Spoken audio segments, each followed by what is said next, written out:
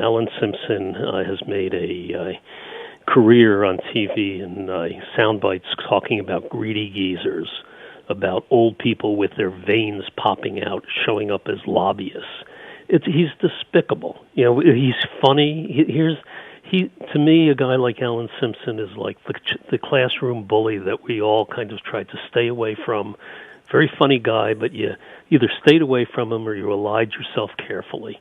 The guy is funny, but his comments are harmful to other people. Here's a multimillionaire, born a multimillionaire, pretending to be folksy and using the most despicable language about older people, pretending to care about children but voting against welfare benefits for low-income children. In 1996, he voted to eliminate the right to benefits for poor children. At the same time, he says, I'm here to protect the little people. But the littlest of the little people, he's not. And the little people is just a horrible term.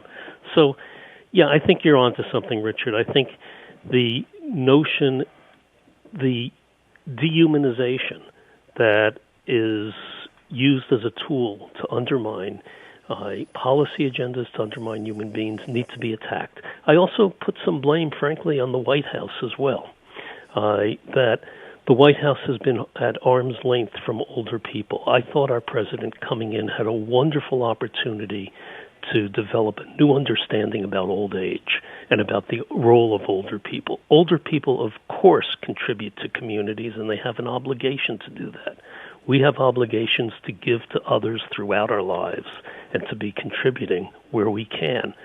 Our president seemed to only think about the old as receiving benefits, not thinking of the benefit of the work they had done to earn these benefits.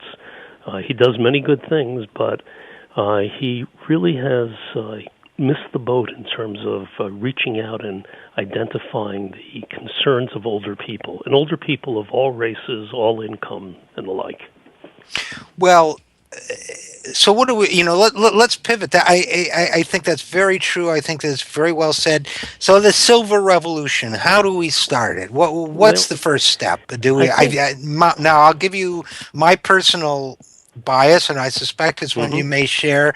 Saul Alinsky and others say you mobilize around issues a community can agree upon. And to me, one of those issues is Social Security. Another is Medicare. But how do we frame these not as issues where the young, the irony of the Social Security battle is it's always, well, the old people, it's presented as the old people are defending their benefits, but none of the projected Social Security cuts would affect people collecting it now. So they're actually fighting on behalf of younger generations because they know how important it is. So maybe my idea is wrong, but can we crystallize the Silver Revolution around an issue like that? Well, and with one kind of caveat that I know you totally understand, you've written on it, which is the one cut that would affect older people today is the change CPI. And thanks to a lot of pushing by a lot of groups, that's out of the president's budget and it's off the agenda right now. But by and large, totally right. The cuts being proposed in Social Security are going to hurt people in their 50s who are heading towards horrible retirements if we don't expand Social Security protections. It's going to hurt people in their 40s. I think the mobilization part and we've only got about 30 seconds, Eric. I'm sorry about that. Two pieces to the mobilization. One is people's self-interest, absolutely. Two is the insult of talking to older people as if talking about entitlements. Darn straight old people are entitled, as are disabled and others, because they've earned it, they've worked for it. But the negativity that comes from that is annoying to a lot of older people. The other thing is old people are not, as you said, just concerned about themselves. Allying and developing an agenda related cross-generations critical.